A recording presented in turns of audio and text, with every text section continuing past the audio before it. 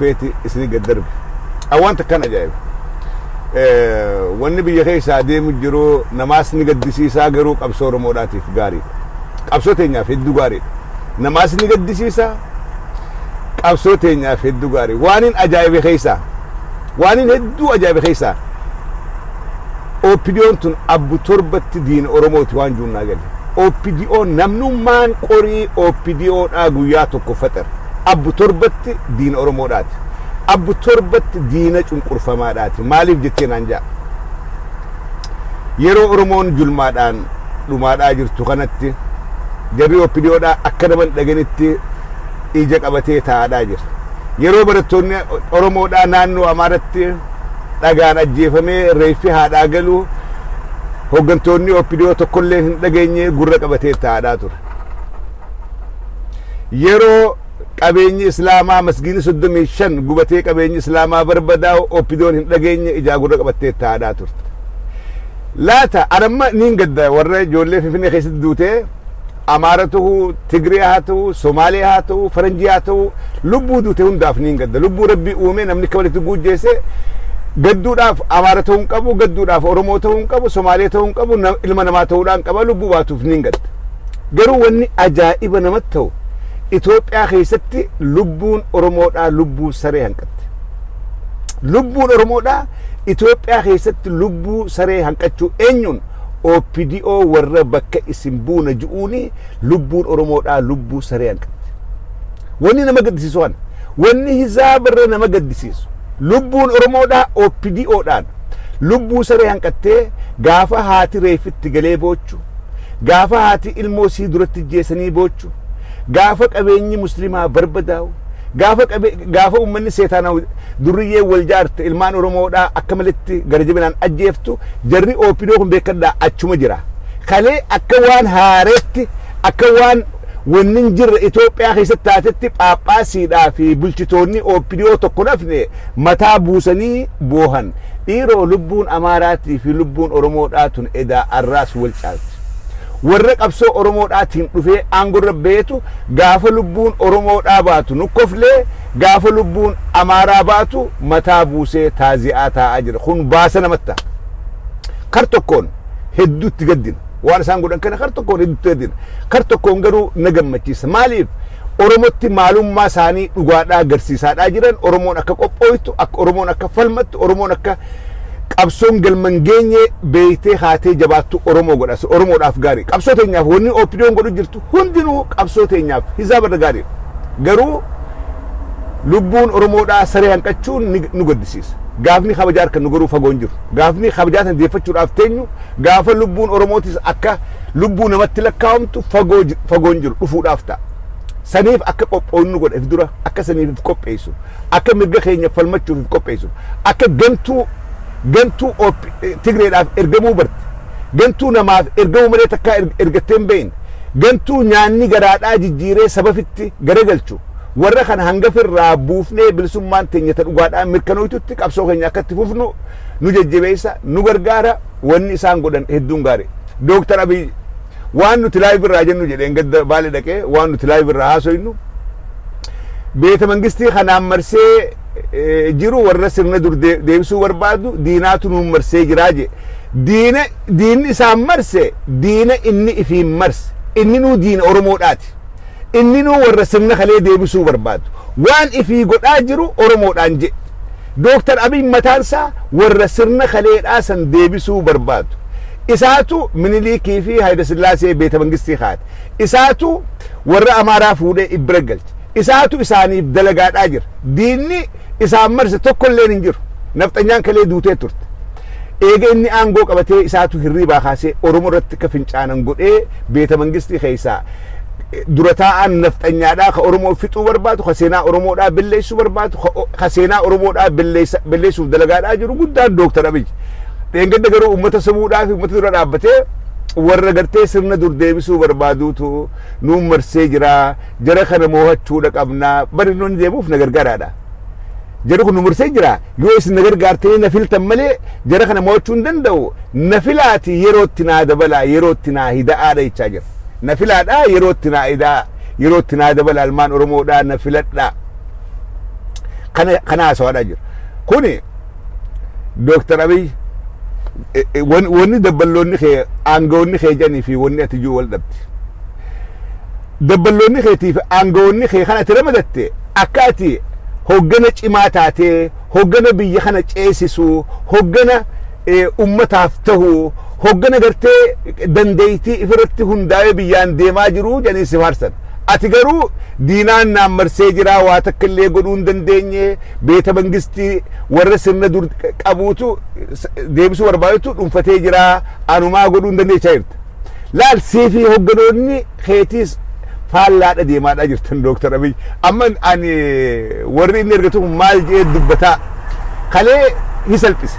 Kalee Dr. Abiy hogganoota isaa salphisee kalee Dr. Abiy dabballoota isaa salphisee kalee Dr. Abiy waan hangammaa haasawaa ture if duubaa diigi. Maal jedhee anumaa godhuu hin danda'u awwaa takka godhuu dadhabee warri beeta mangistii keessa jiru warra sirna kalee isaa deebisuu barbaadu awwaa takka godhuu hin dandeenye jedhe. Beeta mangistii keessa eenyuutu jiraa jennee haa gaafannu. Warra beeta mangistii keessa jiru eenyuutu achi galche eenyu achi naqe. Dr. Abiy. Dr. Abiy kara biraatiin an diina Oromoodhaati an seenaa Amaarummaatiin deebisuu barbaada na eeggadhaadhaa jechuudha. Dhugaa isaan nutti himu jira. Kara biraatiin garuu ummata Oromoodhaa sumuuf tattaafachaa jira. Ummata Oromootiin ummata kana baasuudhaaf diina kana beeta mangistii baasuuf yeroo narraa fudhata hanga sunaa obsaadhaa dhumaadhaa du'aadhaa ajjeefamaadhaa xiqqaachaa hidhamaadhaa naa wajjiin jiraadhaa na deeggaraadhaa na filadhaadhaa jechuu jira. Kun ummata Oromoodhaatiin akka gaarii galee jira. Garuu Dr. Abiy guyyaan inni dhugatti ifarke gaafa Baalee dhaqe. Guyyaan irraa maayyii ifarke. Jibbaa ummanni Oromoodhaa isaa qaba. Akka Oromoo biraa deeggarsa takka illee hin qabne guyyaan Dr. Abiy addaan baafate guyyaa Baalee dhaqee dirree qullaa nama tokko dhabee dabballoota isaatii fi waraana isaa malee nama manguddoo takka gartee keessaa manguddoo lafa bulte ta Dr. Abiy baatee simate. Qeeroo sabboonota ka Dr. Abiy beesimate warrichi dhaqee hundinuu aangawoota kaabinoota dabballootaa fi waraana isaati ka isaan marse gaafa san Dr. Abiyyiin akka gaariitti farkeetti naasuudhaan waan juwallaalee maal jedhe nutuu beeta mangistii warra sirna kaleessaa deebisuu barbaaduun nu marsee jira waa takka illee godhuu dadhabnee jirraa jedhe. Lamadaa afaan keessan afaan Baaleetii fi afaan Gujiitiin xiqqoo waajaa jedhe kuni konfiyuus ta'ee jira sammuu isaa laaqamtee jira baaraga keessa jira akka aangoon isaaf hin turre akka gaariitti hubatee jira Dr. Abiyyiin. Sadaffaa maal jedhe dhugaadhaa warri mormitootaa nu moohaa sagalee uummataa ni argataa garuu biyya bulchuu hin danda'anii kun hundinuu jechoota baaragaan jechaadhaa jiru Dr. Abiy. Jechoota baaragaan rifaatuudhaan if arkee bakka irraa deebi'uu hin dandeenyetti kufee jira. Kun hundinuu jechoota baaragaan Dr. Abiyyiin jechaadhaa jiru. Akkasitti kadhaa Dr. Abiy baaraga keessa jira. OPDO'n baaraga keessa jirti. Arra wanni beera Amaaraa miilarra kufanii jilba dhungataniif Oromoodhaan wal dhabnee jirra. Magaaluma Finfinnee keessatti yoo Amaarri kun nu filate waan jiru kajeellaa qaban. Dhageeffadhaa.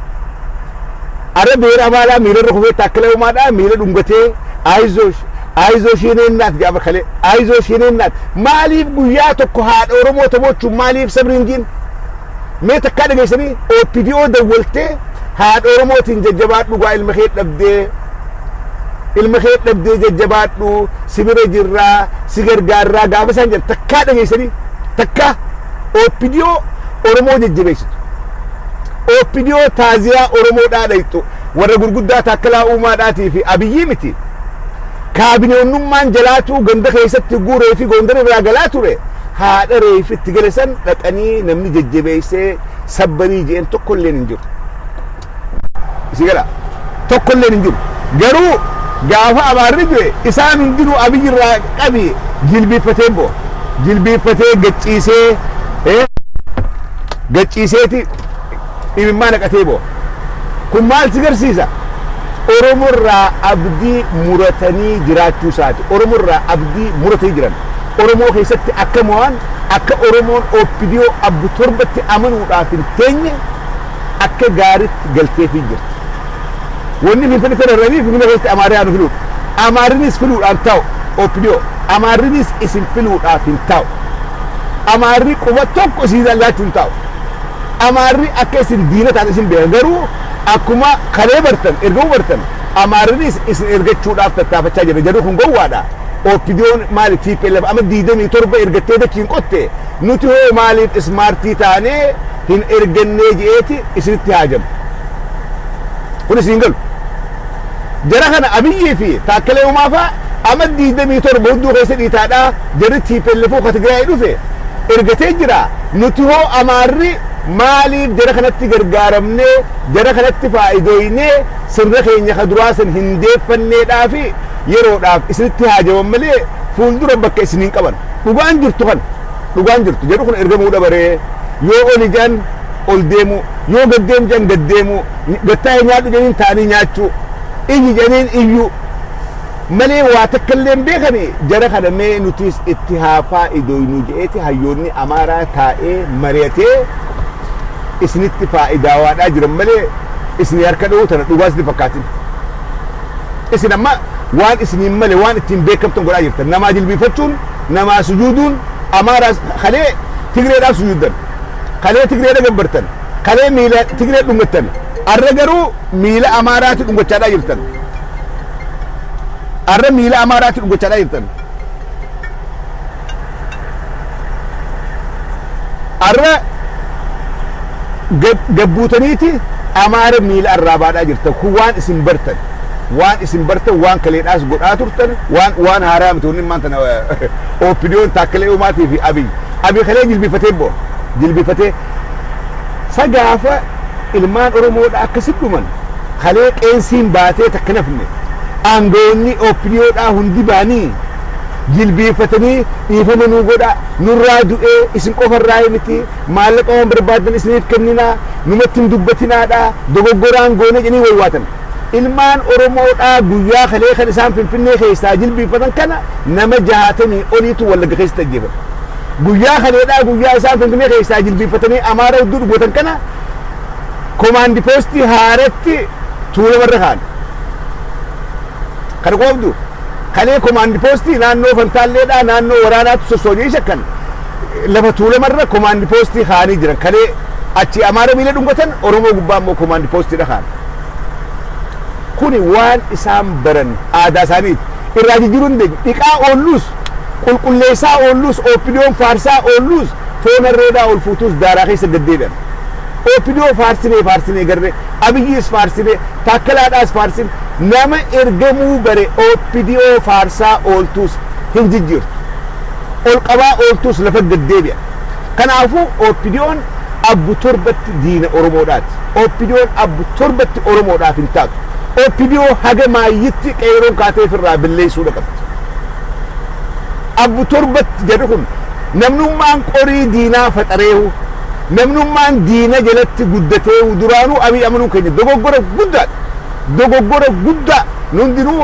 ifi gadduu qaba Abiy amanuun keenya dogoggora guddaa Abiy qorii diinaatiin guddate qorii diinaa irraabaadhaa diinaatu mataa keessa dhadhaawaadhaa guddise namni kanaa sabaaf hin ta'u aaliif hin ta'u gosaaf hin ta'u maatii isa dhalteef illee hin ta'u namni kanaa maaliif gaafa abbaan isaa hin bo'in Abiy maaliif gaafa abbaan isaa Ammaxalii du'u maaliif dhaqee jilbifatee hin bo'in abbaa isaati isa dhalee isa guddise maan bo'in maaliif Amaaraaf jilbifatee bo'o nama ergamuu bare nama diinaaf ergamuudhaan leenjifame yeroo hundaa'u faarsaa ooltuus jijjiiruu hin dandeessu dhugaan jirtu kan Abiyyii fi warri OPD'dhaa jalaa fi gubbatti OPD'n guutuun OPD'n gaariin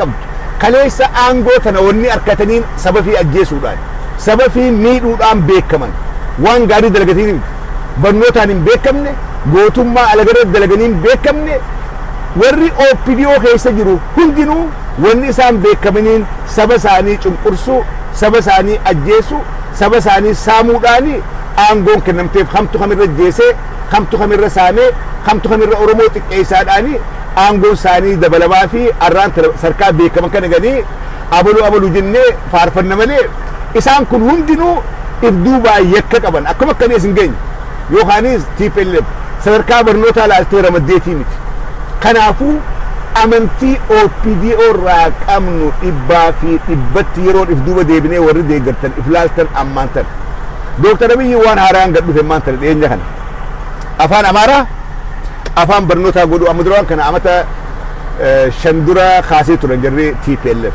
gaafa abbaa Isaayee faa kaasee turan gaasan sooshaal miidiyaa gubbaa goonee tarkaa belleessin waan san Dooktar Abiyyi amma deebiseeti walgahii dhiyeenya kana Adaamatti ta'u jiranitti afaan Amaaraa Oromiyaa guutuu keessatti hulaa takka irraa qabee akka baratu maaliif Oromoon seenaa Amaaraa baruu qabdi Oromoon aadaa Amaaraa baruu qabdi Oromoon maayisa Amaaraa baruu qabdi kanaafuu afaan kana barachuun dirqamaa hulaa takka irraa akka duritti akka gaafa dargiidha akka gaafa Hayilesillaaseedhatti Oromiyaa keessatti afaan Amaaraa hulaa takka irraa baratamuudha qabaadha kaayyoo isaa isa duraa ta'e lamada waan sabummaa juhana saba Oromoodha saba Amaaraa saba Guraageedha juhana belleessinee ummanni akka walitti dhiyaatee jiruun wali jaarree saba godhuudha qabnaa wanni Itoophiyaa diigaadhaa jira waan sabummaadhaa kana sabummaa kana dhaabuudha qabnaadha kaayyoo isaanii wanni isaan addeemanii kun hundinuu waan Oromoo tana dhiiga danfisee daranuu akka qabsoodhaaf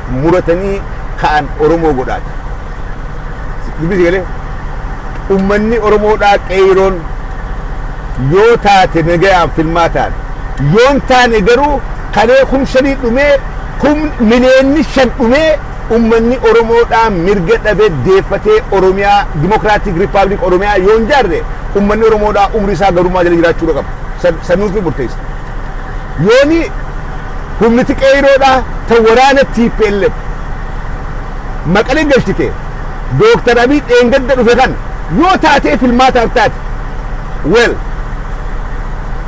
milkii yoo filmaataan Dooktar Abiy ka'e and I don't think so natti fakkaatu yoo filmaataan ka'e isaafillee irra wayyaadha warra isa jala deemuufillee irra wayyaadha Oromoofillee irra wayyaadha yoo filmaataan hin kaane kalee qeeroo 5,000tu ajjeefamee harka duwwaa qawwee dura dhaabbatee dhumee TPLF maqalee galche garuu Abiy kaasuudhaaf yoo barbaachisee Oromoon miliyoonni 5 dhumuu barbaachisee Oromoon kabajaan jiraachuudhaaf miliyoona kennitee hangi hafe kabajaadhaan jiraachuudha qaba kana murteeffadha qeeroon biyyaa kana murteeffadha yeroo dagamnuu miti yeroo sobamnuu miti yeroo gatteenyee eeggannuu miti Oromoon mootummaan qabdu Oromoon nama isii dhagahu qabdu Oromoon nama mootummaa isiif naatu qabdu dubbiin hundinuu guyyaa kalee irratti isiniif haa galtu wanni hundi guyyaa kaleedhaa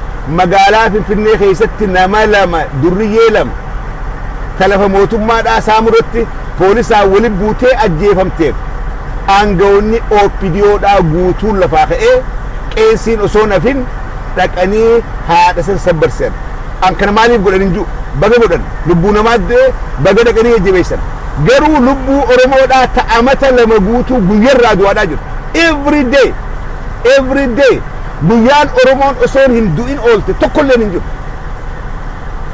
lubbuun Oromoodhaatii fi lubbuun Amaaraa OPDO biratti wal adda lubbuun Oromoodhaa kabajaan qabdu lubbuun Amaaraa kabajaadha qabdu lubbuun barataa Oromoodhaa kabajaan qabdu lubbuun barataa Amaaraa kabajaadha qabdu lubbuun haadha Oromoodhaa kabajaan qabdu lubbuun haadha Amaaraa kabaja qabdi OPDO biratti waan kana sammuu qabadha ilmaan Oromoodhaa Oromoon wanni qabsooyteef kabajaa dhabde deeffachuudhaaf mirga dhabde deeffachuudhaaf biyya irratti abbaa ta'uudhaaf malee Oromoon wanni qabsooyteef tuffatamtee mataa qabattee zalaalam booyaa jiraachuudhaaf miti qabsoon Oromoodhaa Oromoon mataa ol qabattee akka sabatti kabajamtee biyya ifirra jiraachuudhaaf qeeroon sun kalee wareegamte malee akka arraantanaa OPDO mataa gubbatti nu fincaantee alagaa nurratti ol qabdee haadha Oromoodhaa tuffattee haadha alagaadhaa nurratti mataa ol qabdee jiraachuudhaaf miti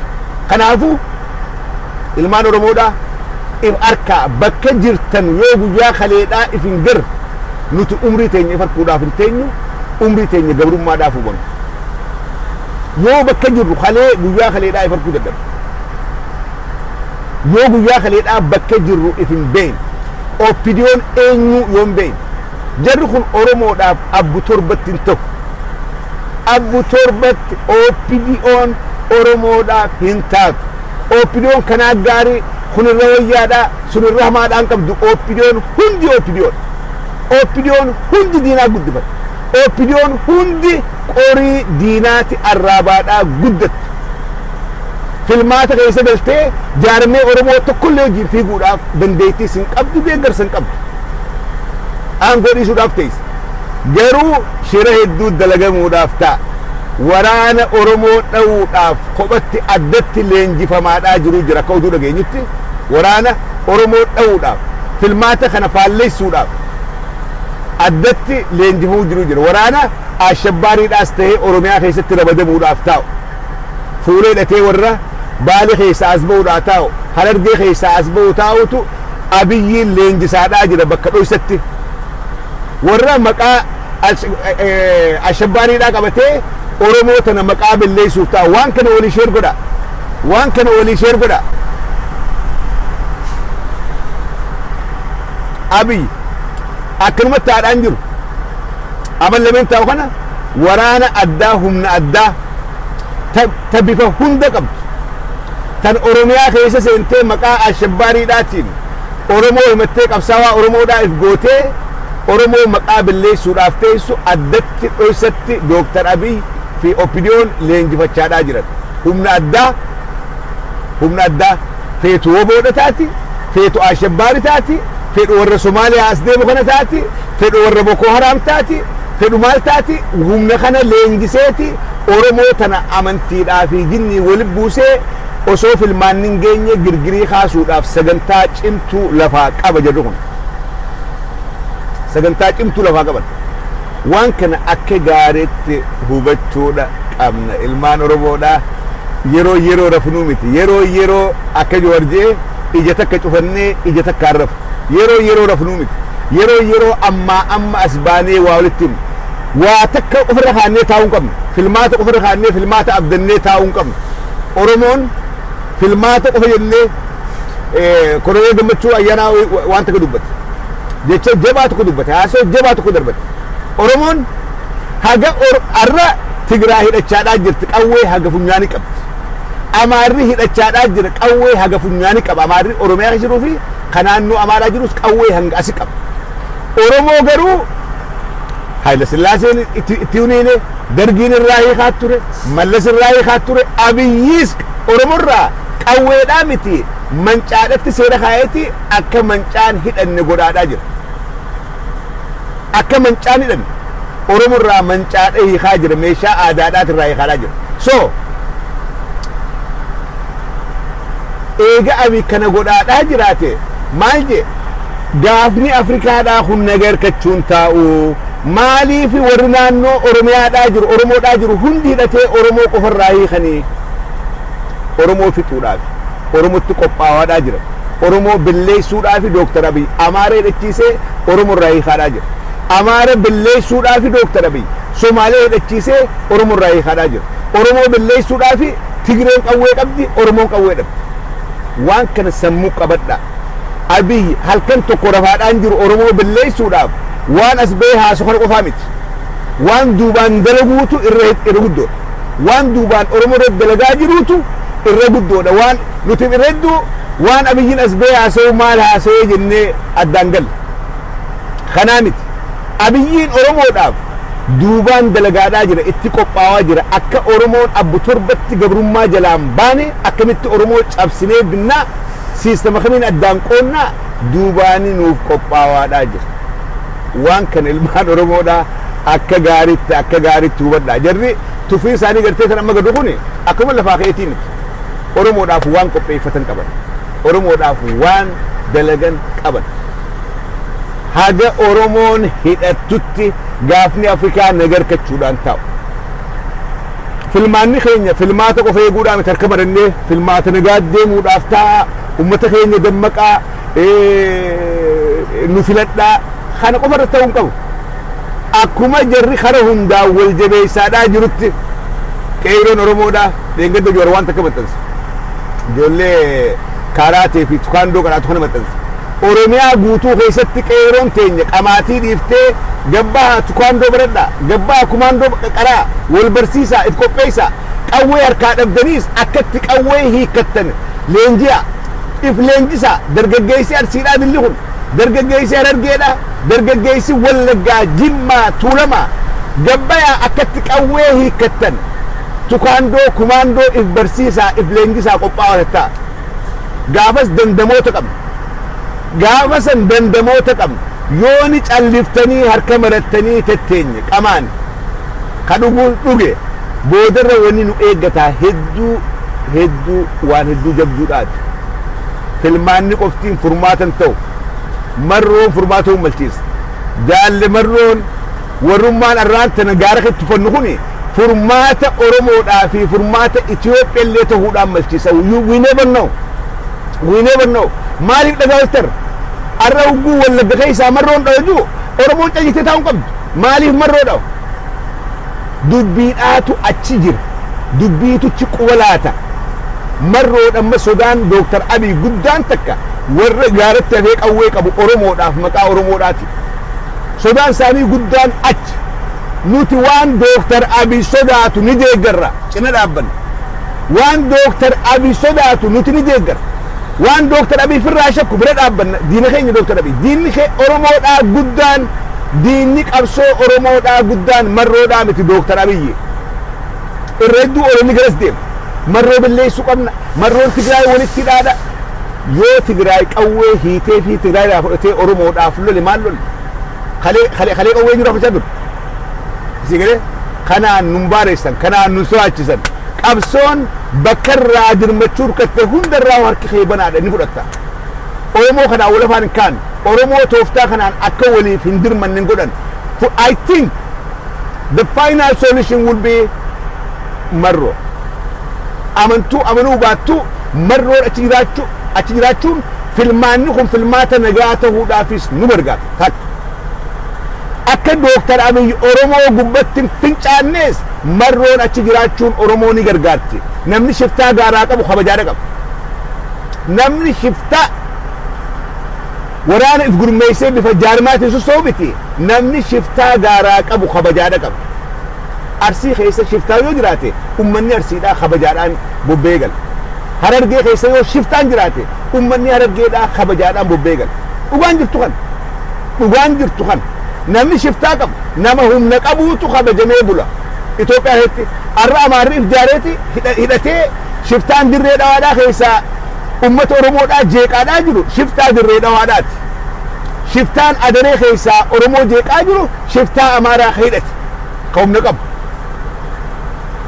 shiftaan Finfinnee keessaa ummata Oromoodhaa jeeqaa jiru shiftaa Amaaraa ka hidhatee humna qabu arra Oromoon waan hin etiniif waan shiftaan qabneef kabajaan qabdu dhageettiin qabdu ooppidoolleen nun kabaju keenyalleen nun kabaju ka alagalleen nun kabaju wanni nu tuffachiise shiftaa keenya dhabuudha shiftaa qabaachuu dhabuudha kanaafuu marroon shiftaadhaa miti qabsaawaa sabaati Oromoodhaaf qawwee dhawaadhaa jira namni maqaa Oromootiin qawwee dhawaa jiru arra marroodhaa jira that's it qabsoo bilisummaa godhuu yakkaa miti qabsoo bilisummaa Oromoo dhaabata beeka godhaa turte qabsoon bilisummaa galma geessee hin geenye hanga qabsoon galma geessutti qabsoon bifa hundaatu itti fufuudha qabdi qabsoo karaa nagaa Joorfaan haa geessanii Baqqalaa Garbaafaan Daawud Ibsaa haa geessanii qabsoo hidhannoodha mootummaa Itoophiyaa diiguudhaaf nu barbaachisaa 100%